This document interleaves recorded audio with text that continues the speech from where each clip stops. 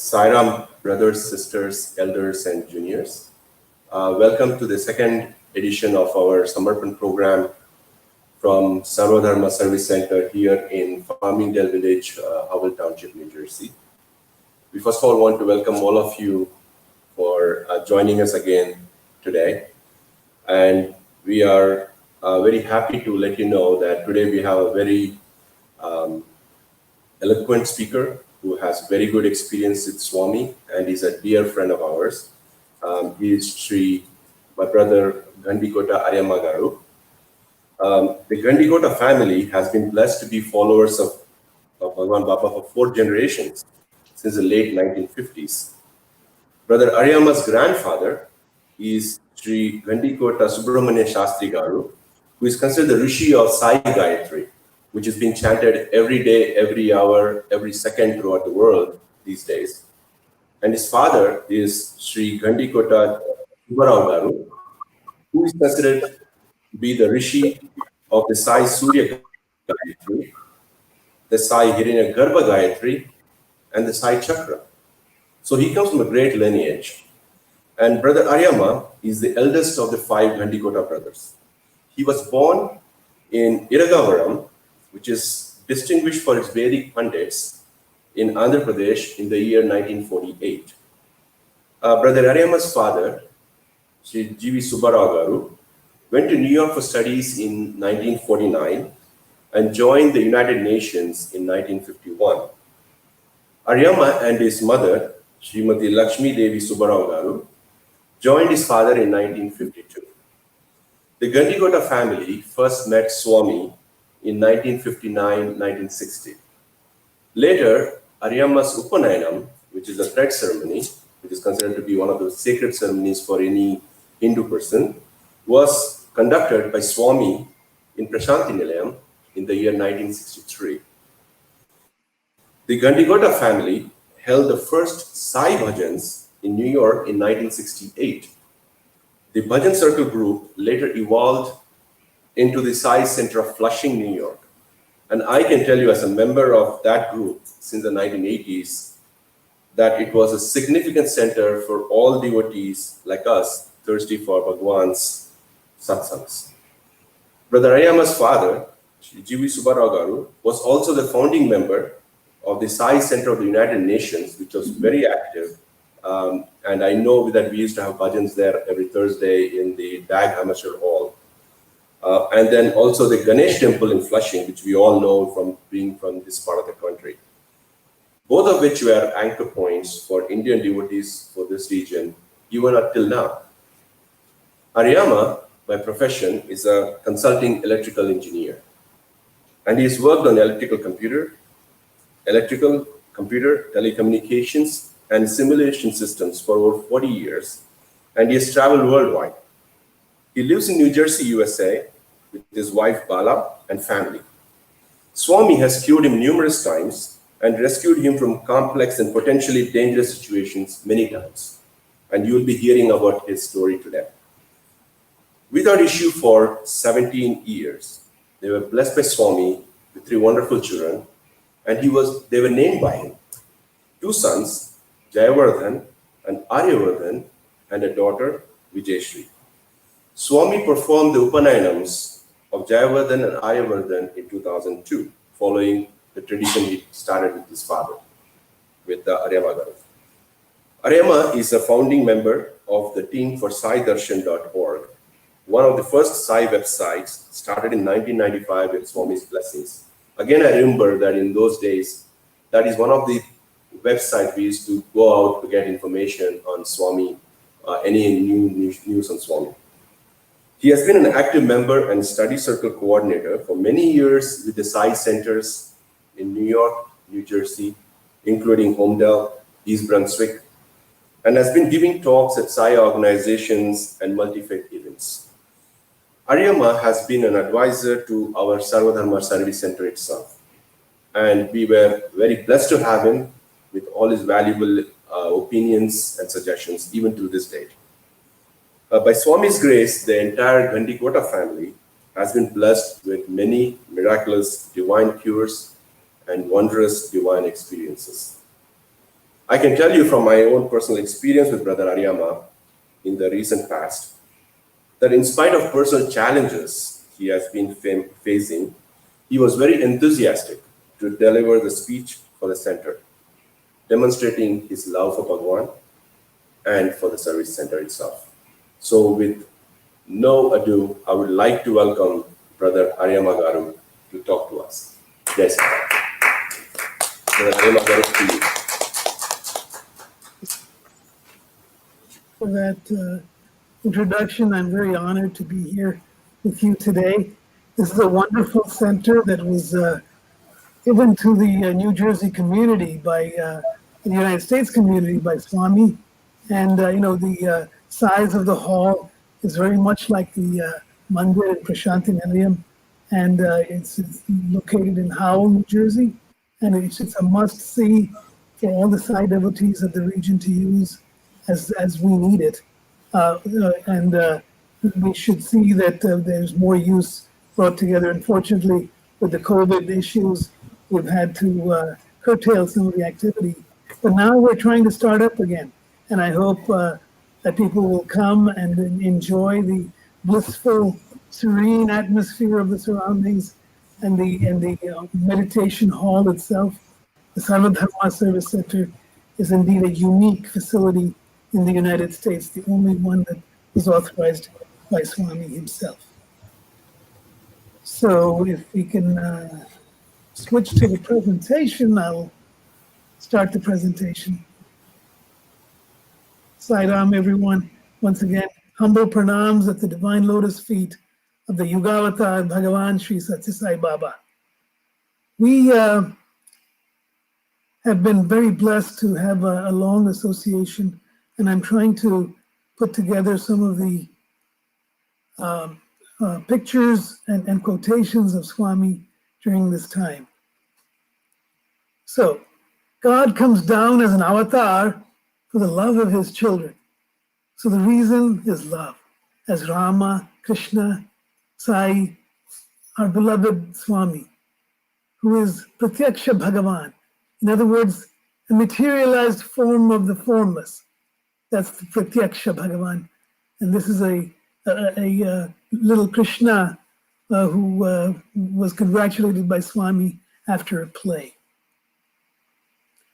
And Swami's essential message is love all, serve all, help ever, hurt never. And the Lord pervades all. That includes animate and inanimate objects, human beings, animals, everything is pervaded by the Lord. And throughout the universe, he's there spontaneously everywhere. And Swami's life is his message, as he said. Endless loving service from the time that he announced his avatarhood when he was 14 years old, all the way through 2011, when that avatar went back to the formless and pervades the cosmos. There are a few words from Swami. I have come to light the lamp of love in your hearts, to see that it shines day by day with added luster. I have come not to disturb or destroy any faith, but to confirm each in his own faith, so that the Christian becomes a better Christian, the Muslim a better Muslim, and the Hindu a better Hindu. Honor all religions. Each is a pathway to God.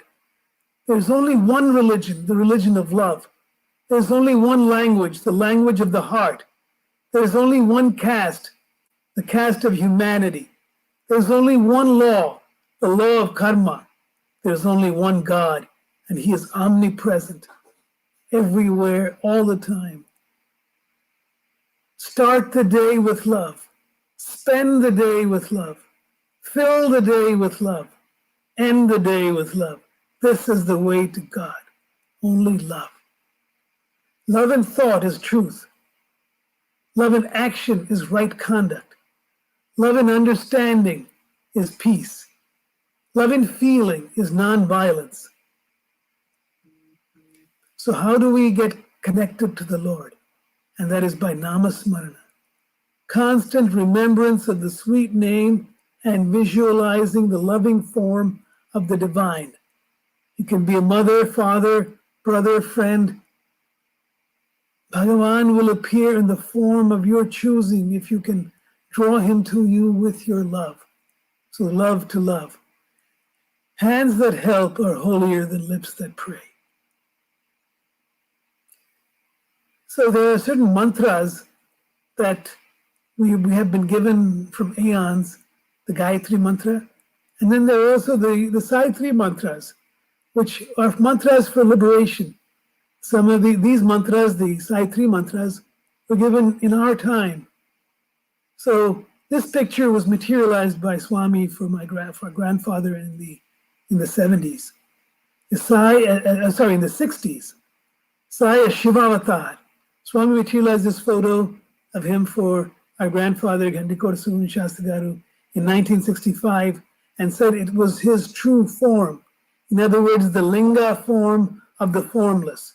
The formless Brahman manifested and represented by the linga. All names are his, all forms are his. So then we start with the Gayatri Mantra for liberation. Om Bhur Bhuvasvaha Tat Saviturvarenyam Bhargo Devasya Dhimahi Dhiyo Yonah Prachodayat. This is the Gayatri Mantra. The revelation was aeons ago by the Rishi Kaushika, later known as the Rishi Vishwamitra. He was the friend to all by the revelation of this Gayatri Mantra. The meaning is, we meditate on that most adorable luster, effulgence of our Supreme Lord, who is our creator and source of eternal joy. May this light inspire and illumine our intellect and dispel the darkness.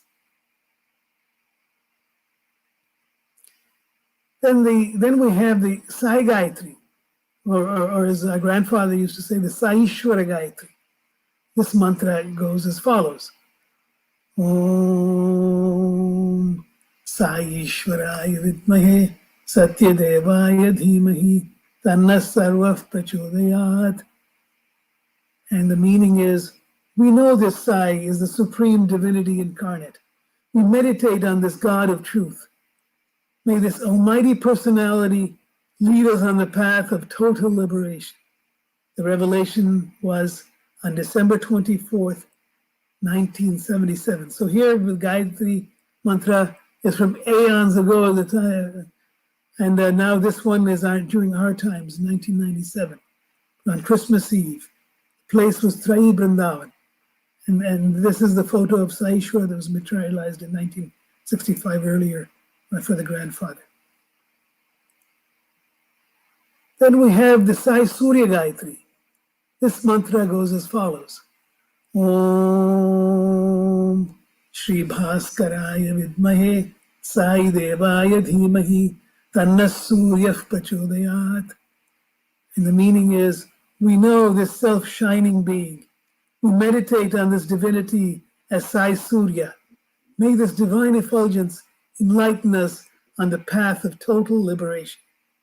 The revelation time, 7 a.m. in the morning as Swami appeared riding the golden chariot on September 22nd, 1997. This verse was inspired for our father, Ghandikota Subbarao Garu, and this inspiration came spontaneously to him at 7 a.m. in the morning. And this was when everyone was gathered at Sai Kulwant Hall, and Swami came out in the golden chariot. Then we have the Sai Hiranyagarbha Gayatri. This is as follows. Om Prematmanaya Vidmahe Hiranyagarbhaya Dhimahi Tanna Satyah Prachodayat. This is the Sai Hiranyagarbha Gayatri. And the meaning is, we know this embodiment of divine love, Satya Sai. We meditate on this golden wombed divine personality.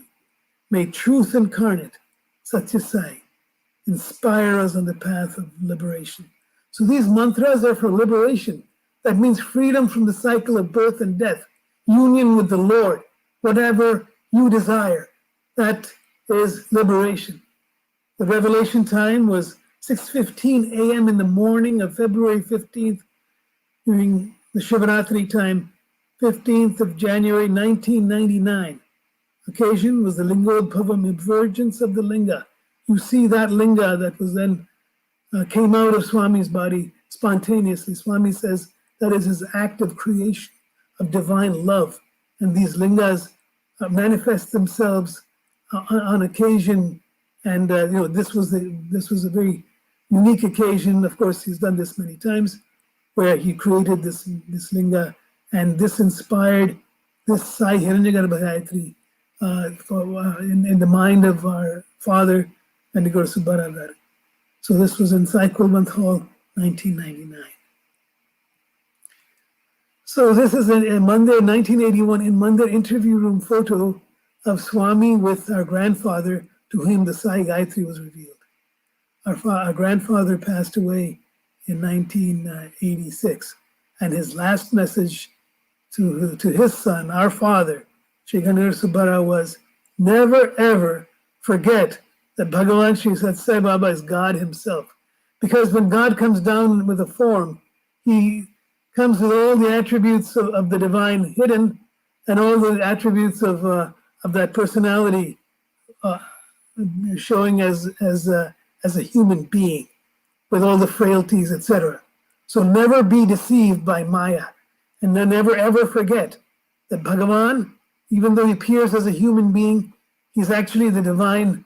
The formless come as the form, and never be deceived. Never forget that he is the absolute Lord of the universe.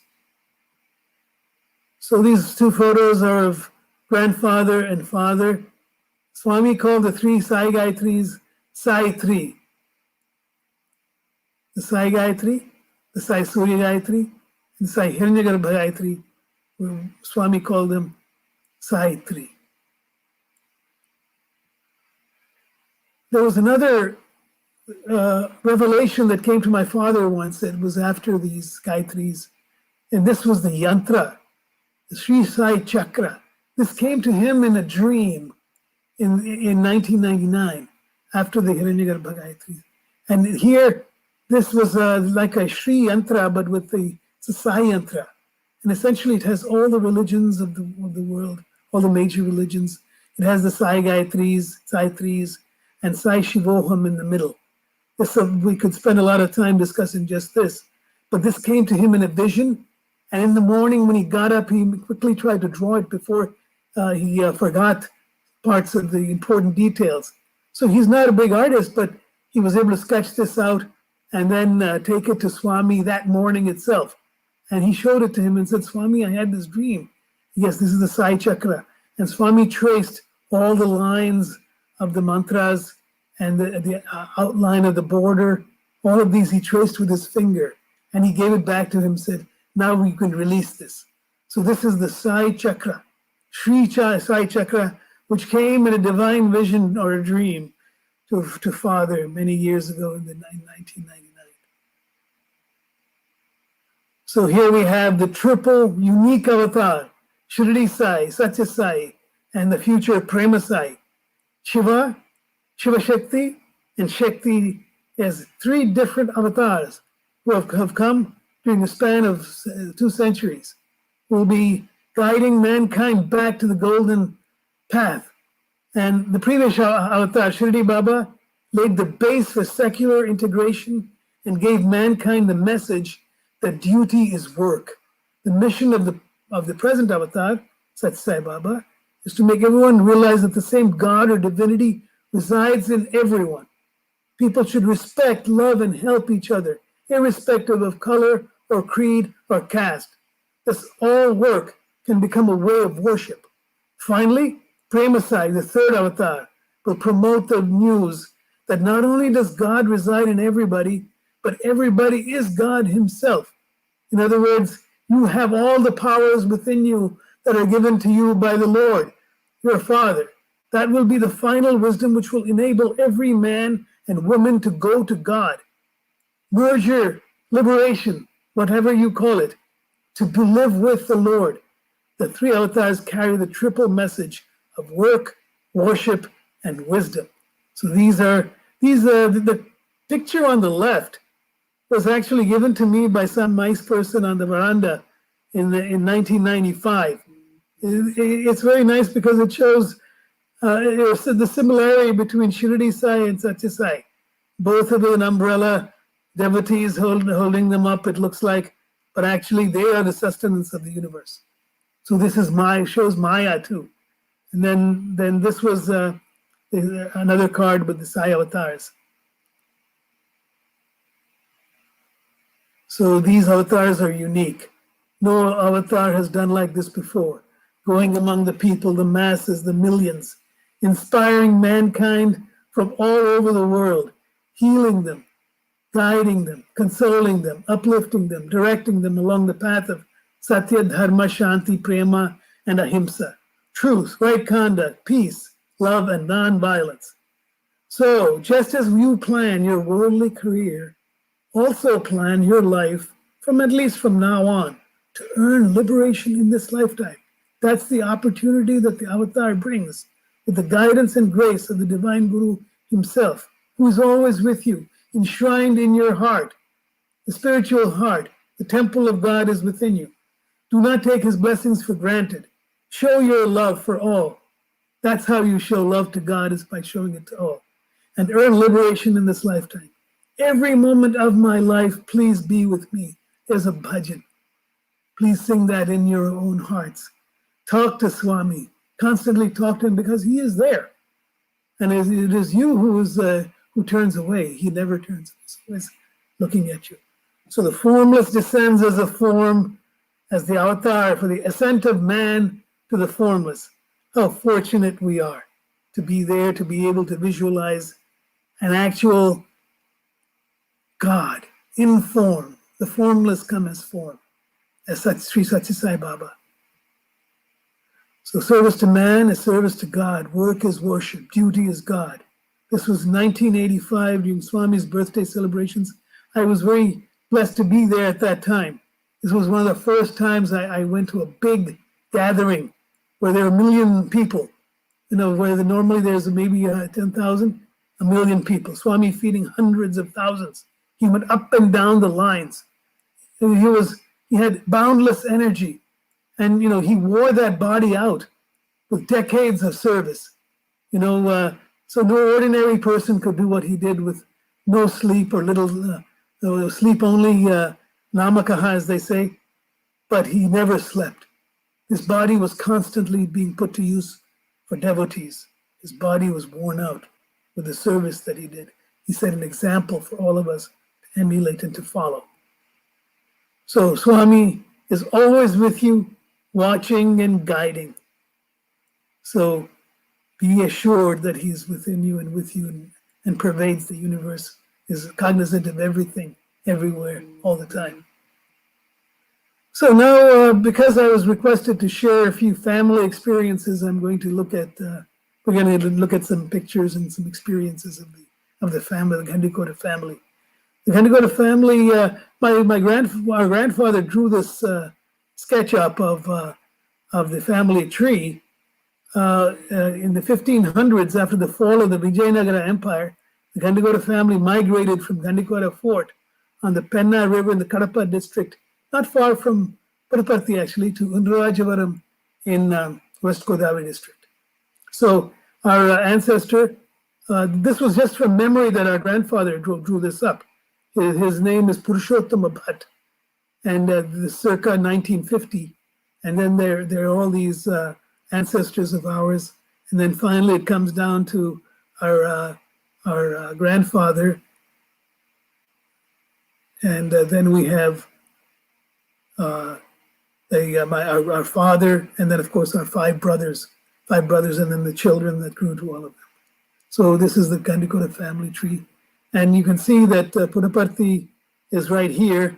And this is the Ghandikota where we originally came from in the 1500s. So this is a picture taken in 1918 by a traveling photographer who my grandfather had requested to take his photo of his parents. So the young man in the middle is our grandfather, Ghandikota Shastrigar, Rishi of the Saigai tree. And his father and his mother. The father was actually a sadhu, and he lived a dedicated life. He had 8 daughters. He had no sons to carry on the tradition. So he conducted a Putra Kameshti Yaga. This was what was conducted by Rama's father aeons ago for a son to carry on, for a son in order to inherit the throne. But for this, our great-grandfather needed a son to carry on the Yajurvedic lineage that was passed on from father to son for generations upon generations, for thousands of years. So that yaga gave them the blessings, and it's supposed to extend 7 generations back, blessings to the ancestors, plus 7 generations forward to the children and grandchildren, etc. So this yaga was done, and my grandfather was born. And so he had 8 daughters, he had 8 sisters, and he was the only son. So this is a picture of our Ghandikota and the maternal Tangirala families in Iragavaram, which was a Veda Patashala at one time, and of course that ended in 1950s.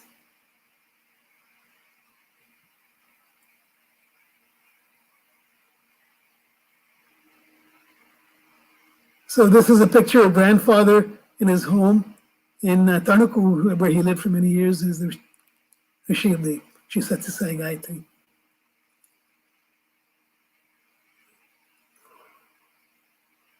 It's painting slowly, but these are some pictures of father at the UN. The first one when he joined in 1950.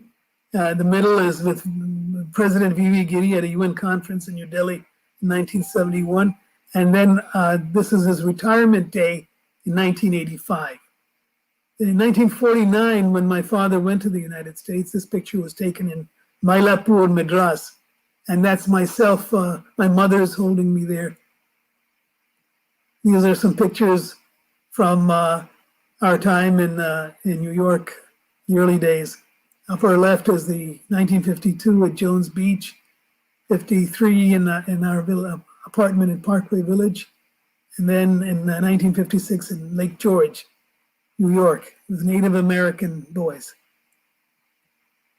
Then my father worked with Ekafe in Bangkok, Thailand for 2 years. One of my brothers was born there, Manohar, in Bangkok, Thailand. And then we came back to the United States. And so we have Ramesh born in 53, Manohar born in 56, Ravi Shankar born in 60, and Sanjay born in 67.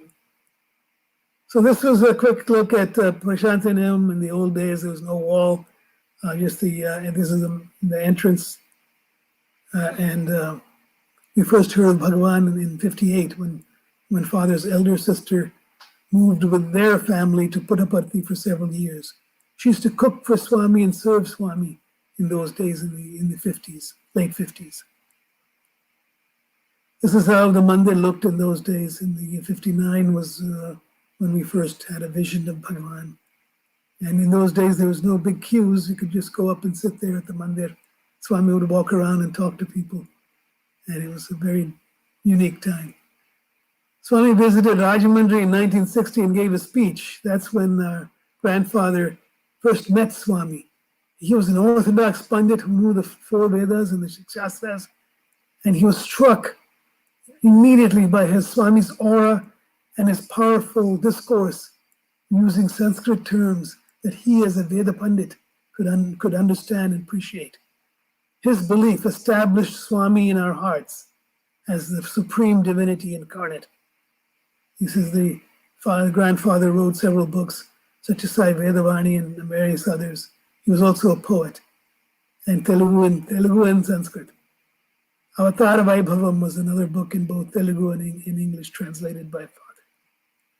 This is our grandfather with Swami at the in Dasara time in 1965. This is before the Kulwant Hall, of course. He was a member of the Prashanti Vidwan Mahasabha and participated in many Dasara Yajnas. So this was taken by myself, by yours truly, in 1969. Ghandikota families on the right. As I said, we could just walk up and queue up for darshan. Swami would come by, talk to everyone. He would call us into an interview room, even then, 69. And you can see my father here and my brothers here, cousins.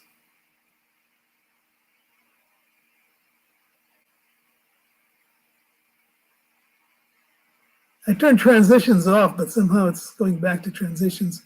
But this was the first Sai Bhajan in 1969. We had this in our flat. We had a 5-bedroom apartment at that time in Queens. And then this is the Ganesh Mandir, the Sarva Dharma emblem that was put there. For that, my father was one of the founding members. This was bhajans at home before father retired in 1985. This was we moved to a 5-bedroom house in Manhasset Hills, Long Island. This was in the puja room there.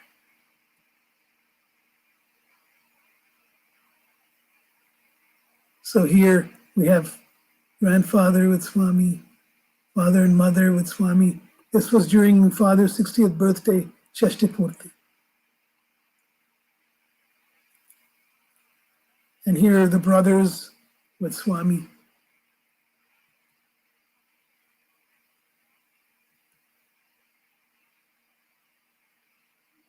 And on Swami's advice to serve his father, our father, Garu, took early retirement from the UN in 1965. He retired at the age of 58. He gave up what was considered a very plum position in the United Nations as the director of the energy department. And when Swami said, it's time to go back because your father is asking you for it, then he submitted his resignation. But actually, it turned out that they had an early retirement scheme because the US didn't pay its dues. So he was able to retire with full benefits at the age of 58, which was another blessing from Swami. Swami had said, Subbarao, if you don't retire now when your father is needing you and calling you, you will have to come back for 100 lifetimes. Imagine that, 100 lifetimes if you don't do what is your dharma. So here, this is another picture of Swami in the flat that he gave for grandfather and father.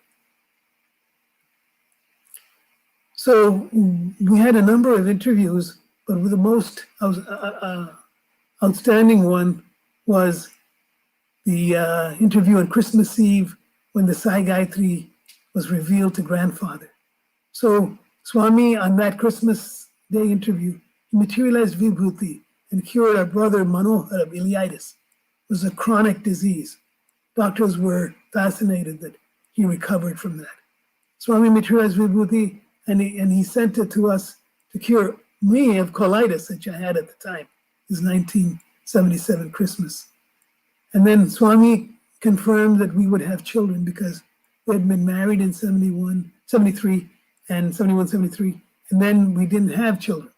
So in 77, he assured us that no, you don't have to get surgery done, which is only a small chance of success, but I will take care of it. So he took care of it and gave us Vibhuti. This is one of the final pictures with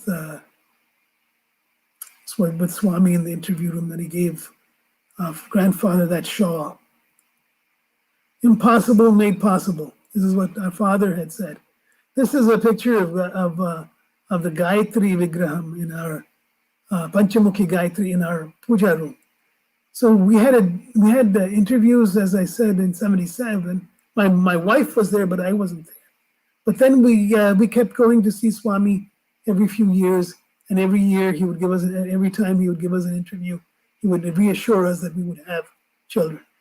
July 87, we went there and he gave us 3 interviews, 2 in Puttaparthi and 1 in Bengaluru. So we had gone to Bangalore and it turned out that Swami came to Bangalore the next day with father, and he gave us another interview there. And we had gone shopping that day, and in the morning, and Swami had, we had bought this Vigraha, Panchamukhi Gayatri Vigraha. We didn't tell anyone. Then our father called us and said, come immediately. We came to Vrindavan today and check out of the hotel. So we came there, and Swami, in this interview, he brought up the subject of this guy. He said, what were you doing in Bengaluru today? Or it was yesterday. And we said, I couldn't think of anything. Then finally, my wife said, we went shopping. And so then and he asked, what did you buy? Now, I was racking my mind thinking of what possibly would be of any significance to tell Swami of shopping. So finally, we blurted out that we went shopping for some items, souvenirs and books, and then Bala, my wife, thought of the Gayatri Vigraha, which did seem significant. So he brought this up just to lead us into a conversation. In other words, he breaks the ice by chit-chatting. And then he gave us a 45-minute talk on the Gayatri in this interview with our father in his private interview room in Vrindavan. And he materialized a very fine, very fragrant vibhuti. And then said, now you will have children. Note that it was 10 years later. So we had to do our tapas for 10 years. And then he granted us He told us 10 years earlier, but 10 years of tapas was what it took for the actual blessing to actually come about. So this is our 1997 with the 3 children, the Swami's prasadam. Jayavardhan, Aryavardhan, given by Swami, and then Vijayashri, 1997. So this was the last picture of grandfather in 1986. This was in the flat that Swami gave him. There's a little mandir in the flat. The flat is very convenient there, and in Puttaparthi, it has a 1-bedroom, 2-bathroom, has an office and a veranda with the mandir bedroom. So when we all go there, we camp out there. And here, this is Swami performing the 60th birthday. He materialized a chain, golden chain with black beads for mother. And he materialized this Mangala Sutra and had my father put it on her, perform the Shashtapurti. In other words, another wedding at that time. This was in November 1986. This is the family as it was in 1986. And this is after grandfather passed away. All of us were there, and along with the grandchildren, 5 brothers. This is Swami talking in Ooty and father translating in December of 1987. This is another incident that happened in 1986. I worked for a computer simulation systems company, and I had to teach a course in Japan at the Japan Defense Agency. And I went there for 3 weeks. On one weekend, I decided to go and climb Mount Fuji, thinking it was just 5 hours round trip. I got there at 11 a.m. There's a bus that gets you about 1/3 of the way up. And it was 85 degrees and sunny. And unfortunately, it took me 5 hours to hike to the top. And the temperature went from 85 degrees below, down below, to 40 degrees at the top. So it became cloudy. It was 5 p.m. It was cold, and I was shivering. So I was thinking, Swami, what did I get myself into? How am I going to make it? Just then, I had made some friends with a young Japanese group. They had, were talking to me, and there was only one guy who knew enough English to talk, so he would translate. So I made friends with them climbing up. It turned out they were liquor salesmen, and they had booked a room at the top. In the one inn there, they had only had like a dozen rooms. And it so happened I ran into them, and he, without asking, he offered me his sweater, which was, he had a spare sweater. So I was shivering, trembling, and he saw that. And just as I was thinking of Swami for help, the help came in the form of this person. And they permitted me to stay with them in that one room. Basically, they had it was one bare room, and each got a quilt, one for below and one for covering yourself on top. And they had booked this room a year in advance. And I was very fortunate that I was able to get shelter because there's so many, like hundreds of people stranded at the top because a lot of people had gone hiking on that pleasant day that suddenly changed. And I was able to rest in comfort and come down the next morning well rested. So these are some pictures from there. That's Mount Fuji. Here are some of the Japanese people. And then here there's a little shrine and a temple on the top. Mount Fuji was fantastic. This is Swami with his nephew Sri Ratnakar and our brother Sanjay. This is a picture of Swami and father. They're watching the play. Actually, I think it was a movie. Satya Harishchandra in the Purnachandra Auditorium in 1988. So this was a picture that was taken by somebody from a distance, and yet telephonically, he had telescoped in, but it was a very unique picture with Swami and father. And Swami conducted the wedding of my brothers, two younger brothers, Ravi and Sanjay, who attended his university. This was taken at the time of the wedding, April 1990. This was a wedding that took place along with the pre-ceremonies and the actual ceremony, and then afterwards, 3 or 4 days. And Swami, took care of everything at that time. And it was a very unique experience of 1 week for us, staying with Swami, talking to him every day, multiple times.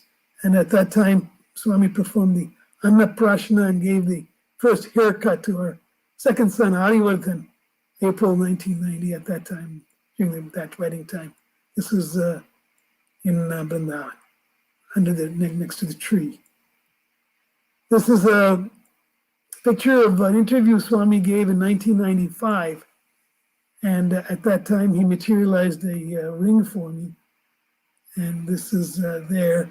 I had asked him if we could start a website at that time. And so I had taken some prints and showed them to him. And this website we started in August of, in December of 1995. And the website is called saidarshan.org. It was active until the major Sai website started up. After that, we didn't have as much in need of it as possible. So it was active for about 7 years, from 1995 to 2002, 2003, when the Sai websites came up to speed. It's still there, but we haven't really added a lot to it in the last few years. So this is a picture of Bhagavan connecting the Upanayams of Jayavardhan, Aryavardhan, and Harshavardhan, Mandir interview room in the year 2000. This was another unique experience. This was father sitting here. I went with Swami on the plane in 2002. This is us in 2002. The family, Jayavardhan, Aryavardhan, and Vijayshri. This is Ramesh's family, Manohar's family, and Ravi's family. And this is Swami, the Abhayahasta.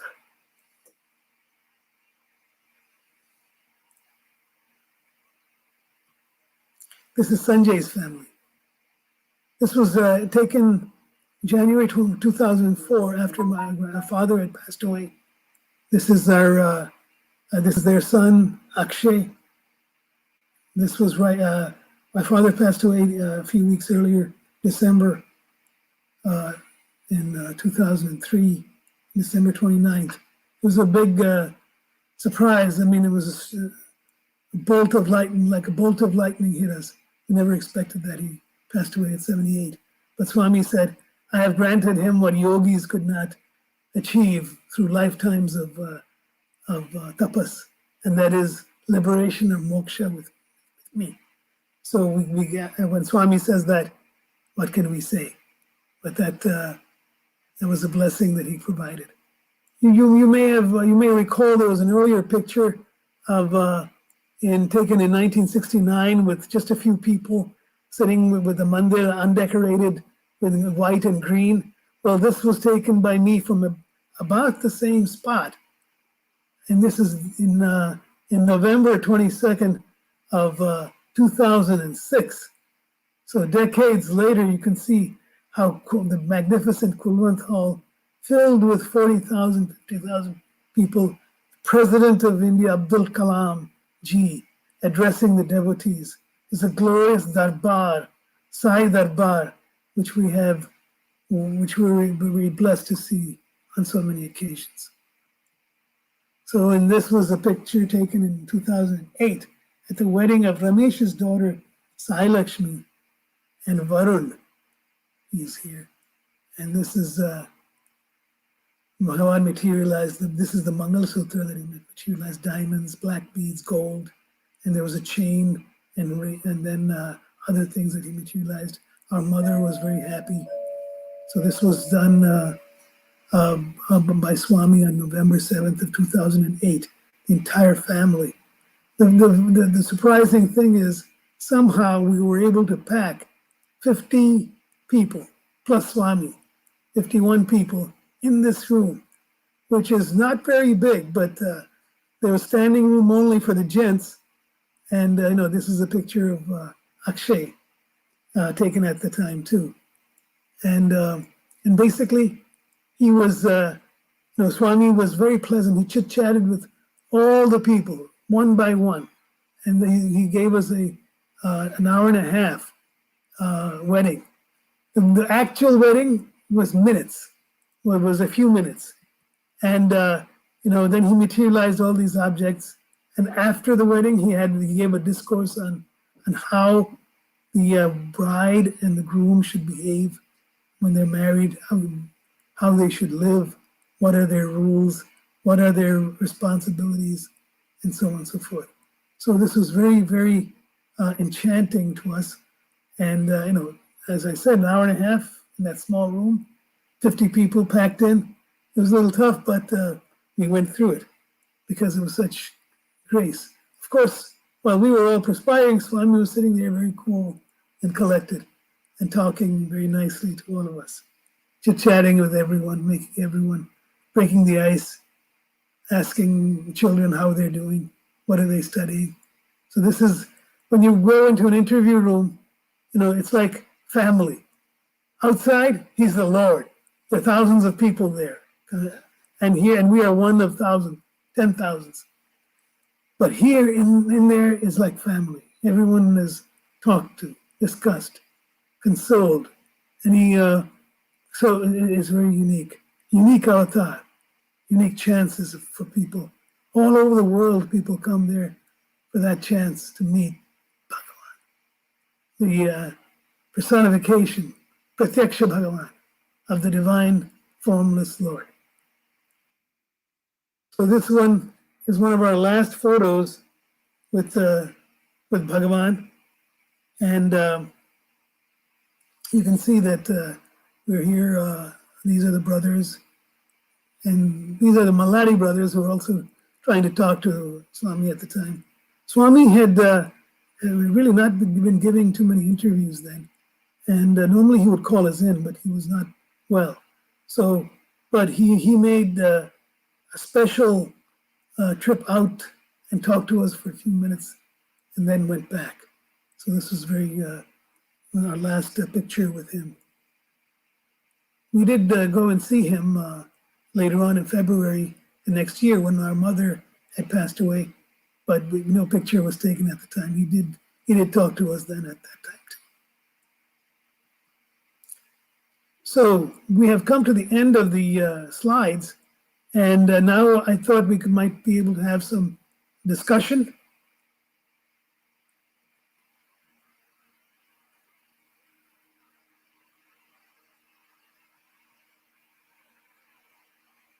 Saira?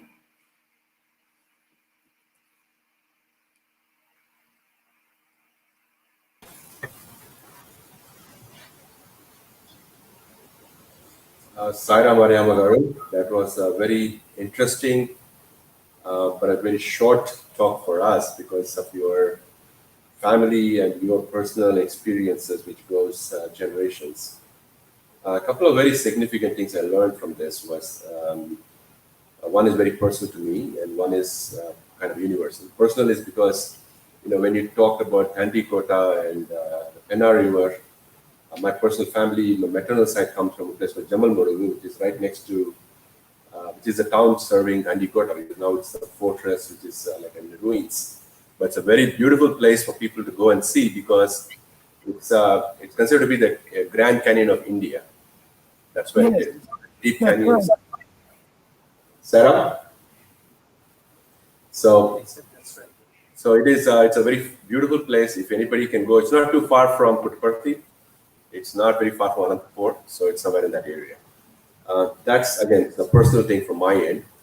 But what's more profound was that when Swami told your father to come back to serve his father versus 100 janmas. That's right. That is the weightage Swami gives to people to serve parents. And from the last talk, Swami also places service to parents. Swami generally places service as being the highest form of devotion. He gives place higher than the Bhakti Marga or the Yoga Marga, both doing the chantings and rituals. Beyond that, the service, the Karma Marga, is considered to be the most significant for Swami. Within that, service to parents is considered to be the highest form. Because he says, even if you don't do the regular service to parents is the highest form. And you have demonstrated again that example again from the last talk we had. And that was a very welcome sign for us that how Swami emphasizes in this Kali Yuga, because nobody has time these days to do tapas or the yagnas or all that. And we have such an easy path, to do serve our parents. And even that, most of us fail to do that. And that's I guess the karma we go through for this Kali Yuga. So thanks for that. Very good, nice talk about that. Yes, just a comment on that. But basically, as the soul evolves, it's subject to stricter and stricter rules.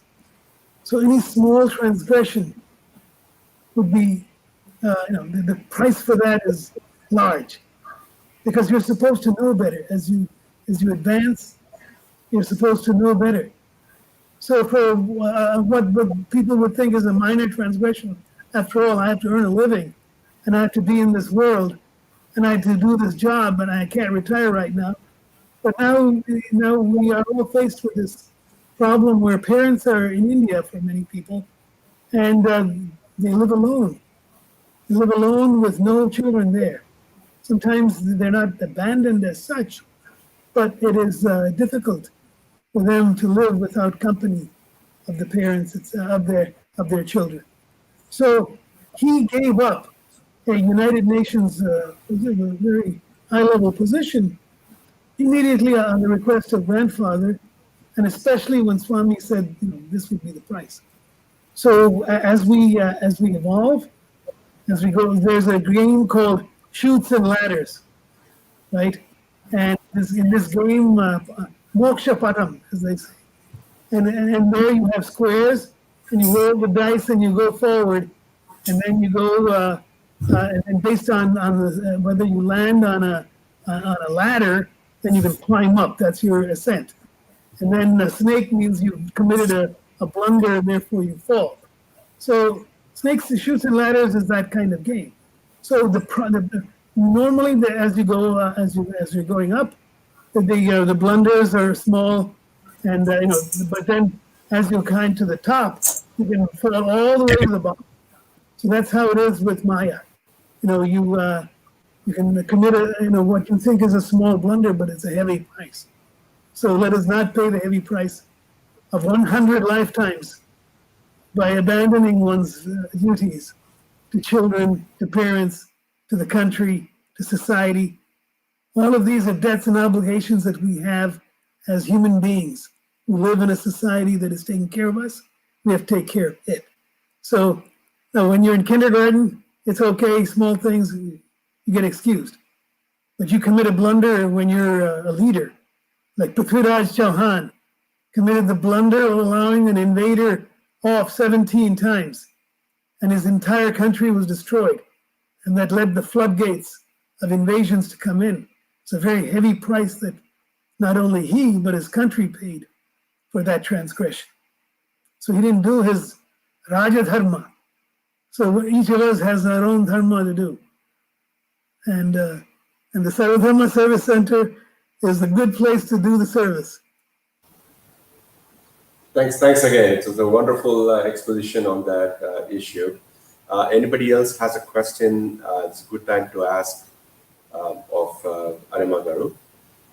In the meantime, let me tell you my own experience with your family, okay? Because you have, your father especially has established two great things like this, do the introduction. One was the Flushing Sai Center, which I used to be very actively participating in. And the other one was the Ganesh Temple. In the Sai Center, I don't know how many of you know that in 1980s and 70s, that used to be the only place we used to have bhajans for Swami. And when people used to come to the Ganesh Temple, again, Ganesh Temple, it used to be a very small place, again, started by, Aryama Garu's father and many other people. But that's considered to be one of the biggest revenue earner temples in the world right now. Supposedly, at one point, it was second after Tirupati. Even though it's a very small temple, it's now grown in footprint. But that's the footprint your father has laid for us. That was an amazing place. And then when we did the bhajans in Flushing Center, it was a very fascinating plan because we used to have everybody coming in from all over the region, including New York, New Jersey. And sometimes we used to get people who were coming in from India, visitors. And one day we had this program, bhajan, and we had this singer singing. And his voice sounds very familiar to us, but we didn't know this gentleman. And after the bhajan was over, so we just stepped up and said, sorry, we don't know who you are. And he says he's S.P. Balasubramanian. So he was visiting Ganesh Temple, and he sang a very beautiful Sai bhajan. Unfortunately, like you said, none of us knew that, so we didn't record it. And at this point, it does, pause a little tragically because he just passed away. We also had a Yeshudas come in once. So it doesn't, it's a great footprint between the Ganesh Temple and the Sai group there. And the Sai logo is still there in the temple, which is an amazing experience. So we really thank your father for all that work he did, and by extension, your family. So thanks again. So anybody else has any questions? Okay. So with this, I would like to conclude, and a lot of my talking points for the conclusions have already been addressed. So we thank you, Aryama Garu. I wish it was a little longer. We had planned to have a little longer talk with you. Usually in this Samarpan programs, we tell that speaker to cut down the time frame because they talk beyond, because they get carried by the Swami's experiences. I was hoping that we'd have some people asking questions. Well, I think your exposition has been so good, that. But again, this is a forum, so we can always ask questions, when we publish on YouTube and so on, and you have a chance to answer, we can answer too. So while in the meantime, let me just talk about Sarva Dharma Center since we are here anyway. And if I may say something about the Hindu temple, Ganesh Mandir. Basically, there were people, Dr. Alagappan, who also was my father's co-worker in the United Nations. He and my father had this idea, and they were bouncing it back and forth between themselves. And then they came together with other people, other like-minded people, both in the United Nations and outside. And they formed this group that eventually was able to pull together that temple. So a plot of land was purchased. It was actually a Russian Orthodox church, small Russian Orthodox church, which was on that property. And for a while, bhajans were done there in that church while funds were being brought together for the actual temple. And my father had very many contacts in Tirupati. So for the Venkateshwara temple was able to assist in the construction by bringing the Stapati and various other pundits and priests. And all this was pulled together by this team of people. And it is a sacrifice, but it is something that builds something that's lasting, that affects the community, that gives everybody a chance to experience temple life that we sometimes are missing here, in all its glory, because you have the social other activities that are there, and lectures, discourses by various people. I remember the Shaiva group that later started an ashram in Hawaii. They used to come there for several years. And so it was able to draw together a lot of people of different communities, different faiths. So it was very nice temple that came up. And the architecture, we met the Stapati, who was the architect and builder. And he was very traditional, and he had a lot of exciting ideas on how other temples and buildings were built, including the pyramids, the South American Inca structures, the Mexican ones, how construction principles were used that they could recall because they were carried forward in the Indian tradition and that were lost to westernized architects. So it was that temple brought together so many different things. It was very nice to be associated with that. And of course, our great pleasure to be associated, my father too, with the Sarva Dharma Service Center, which Swami has brought together for us in New Jersey, a unique temple or building in the United States. And we hope that everyone can come and be drawn to all the activities, growing activities at the center. Thank you. We have one question, which is, did Swami say anything on the influence of internet and telephone and on versus commitment to it? Commitment to service activities. Do you have any experience of that? Yes, you see, when we went in 1995 and asked Swami, we want to start a website and the internet, and it was new. There was nobody else doing it from the Sai side. Okay, and so Swami was never opposed to it, but basically it's like a tool. A tool either it can be used properly or it can be misused. So what happened later, in those days, we used to have a network of there was a Sai net. It was called Sai net, and it was put up on servers in the United States, I believe. And essentially, so this would send out emails or notices to people, and that was how people communicate. And so after a while, all the dark side of the internet and web started coming up, and it also came up with mobile phones, which served a purpose in the beginning, and then became misused later on. But people now spend their time constantly on it. But it's like television too, radio, television, the internet, mobile phones. There's so many things, little pocket PCs, Game Boy, all of these, Apples. All of these are misuse. So I used to be a bookworm. Okay, I used to read books. That was considered okay. But these things are not considered like that because they're used a lot for a lot of entertainment. And what are you gaining from that? So, like anything, any tool, it has to be regulated.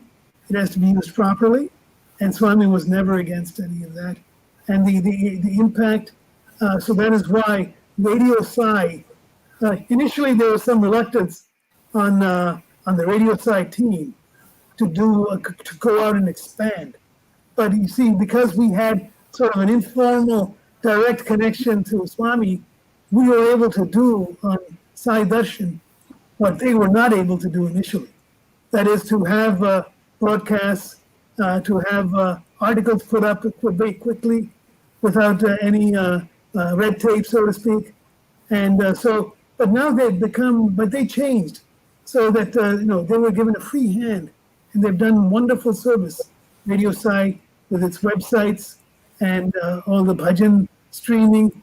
We used to, try to stream some of Swami's important videos, even in those days, in the 90s, late 90s, early 2000s. Then as radio side built up, they were able to do it. Dr. Ramesh Vadhani and various others, including Dr. David Grease, were some of the people who we worked with to bring this about. So it's very important that we use the tools as needed. And now it's essential because we can't even have children go to school, go to work. We need and depend on the internet, mobile phones. Everything is part and parcel of that. But it also should be self-regulated, basically. So thank you again for that Yes. expedition. If you have a few minutes, I just wanted to thank you, Aryama Garu, and I also want to bring up your father and Sarva Dharma Service Center. So Subbarao Garu was here, and we were very fortunate to have him at one of the general body meetings. Please. Yes, why don't you come up, Mantra Garu, come up to the podium so we can see you. I'm sorry. No, please. No, please talk. Oh. Sairam, Aryama Garu, thank you for addressing us this afternoon with all the wonderful experiences you had, which are very unique. I just came here to remind ourselves of your father, G. Subbarao Garu, his association with Sarva Dharma Service Center. We were fortunate enough to have him at one of our annual general body meetings in a place outside of this area. And he was very kind to give us his opinions of how things should be done. And after that, he came up to the center. We came up to the site. At the time we had the site, nothing was on the site. And we came here while the sun was setting, and he fervently prayed for about 15 minutes at that time. And that I thought was a great blessing for all of us. I just wanted to bring that up, Paul. Thank you.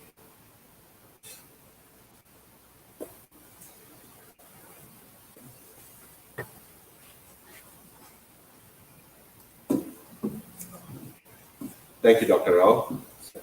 And if nobody else has any questions at this point, we can conclude our talk here. And unless you have any closing statements or anything you want to make, I sound like a quote, but unfortunately, no, it's not. Please, if you have anything to say, Aryama Garu, or we like to conclude with that, Okay, so we will conclude the program then. And first, we want to thank you again, Aryama Garu, because you had a lot of these personal issues, and in spite of that, we always arranged to have this remote thing due to this present day environment we are living in. And I guess we have to get used to this style of communicating going forward. So thanks again. And if you were here, we would have given you advice. But since we are all doing remotely, most of the people are watching remotely also. So we will do the Aarti and conclude our talk for today. Okay, Sairam, thanks for coming. Sairam. Sairam.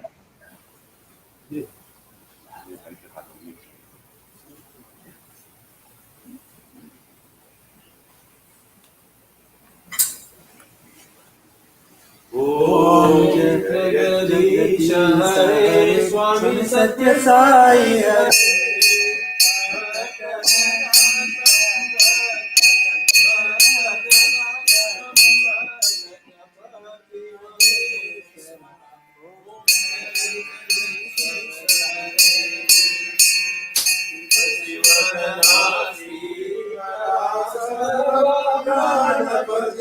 Swami Sarva Dharma Ashita Kalpalita Ashita Kalpalita Abhadvana Om Jai Jagadish Hare Mata Pita Guru Deva Mariyantai Swami Hari Nayunire, Nada Brahma Jagannath, Nada Brahma Jagannath, Nagedra Sayana, Om Jai Jagadish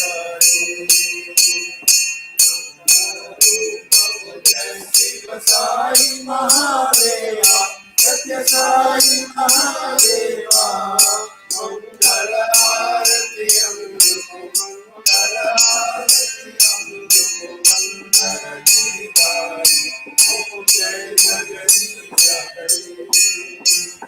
Narayana Narayana Om Satya Narayana Narayana Narayana Om Narayana Narayana Om Satya Narayana Narayana Om Narayana Narayana Om Jai Sadguru Deva Narayana Narayana Om Satya Narayana Narayana Narayana Om Narayana Narayana Om Satya Narayana Narayana Om Narayana Narayana Om Jai Sadguru Deva.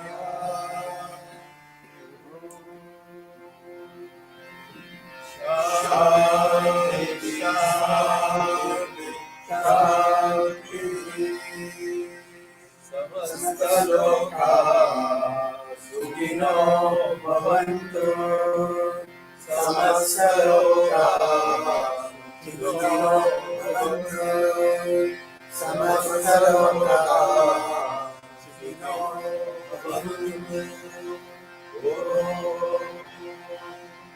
Shanti, Shanti, Shanti. Vibhutim Parama